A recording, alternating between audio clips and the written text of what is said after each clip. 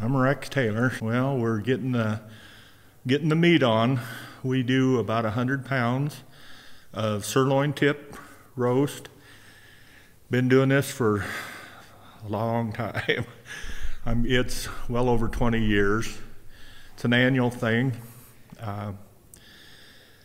It's just one way that we can reach out, get some men together.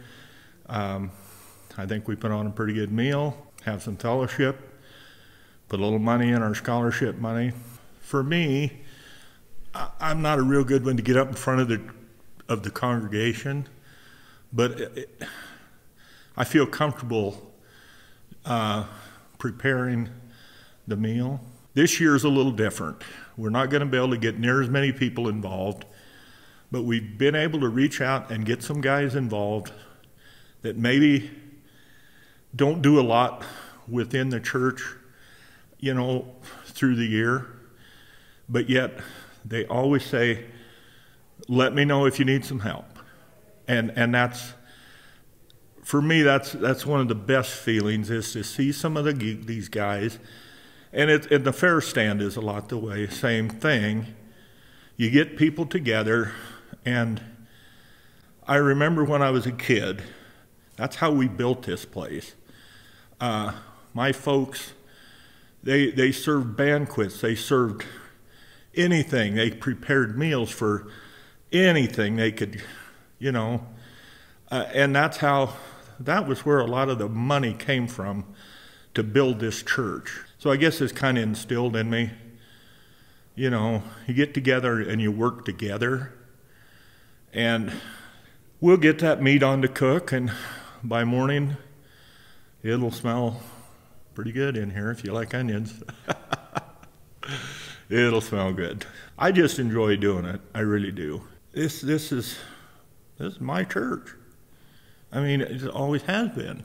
I think I was 11 or 12 when we moved up here from the old church to downtown. And we were married here. Our kids were baptized here. This is our church, and I try to take a certain amount of ownership. I maybe don't do as much as I used to as far as being on committees and things, but Cheryl and I kind of have a behind the scenes little job that we try to take care of. So we try to serve the church. We do our offering as set up, so if we're not here, we don't fall behind. And it isn't just monetary, but monetary is kind of a big thing. We want to keep the lights on. I watched service on the computer, and it's not the same. I feel like we need to be here. We need to be here.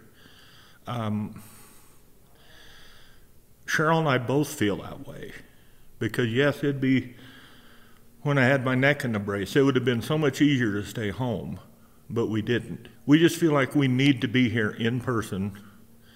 We get more out of it.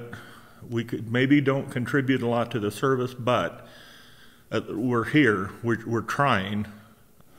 You try to set an example, maybe for my kids, maybe for maybe somebody else's kids. I don't know.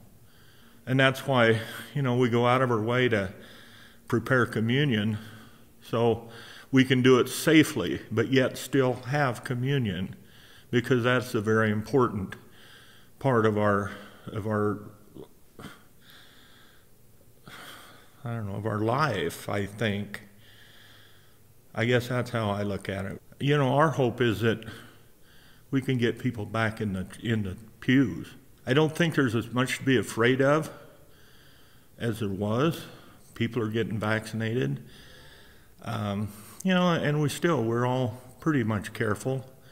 When we come on Sunday morning, we all put a mask on, and we try we don't do a bunch of shaking hands and giving hugs like maybe we would if otherwise, but this is our church family, I look at people in the congregation, and I go, "Hi, how are you? How are you doing?" And I mean it when I ask them. And, I try to speak to as many people as we can. It's really hard right now. If you can't catch them coming in, I'm just hopeful that our church family can get back together. We need to get together. That's why we felt it was so important to do this dinner. We need to get back to some kind of normal. Everybody needs a home. I guess this is our church home.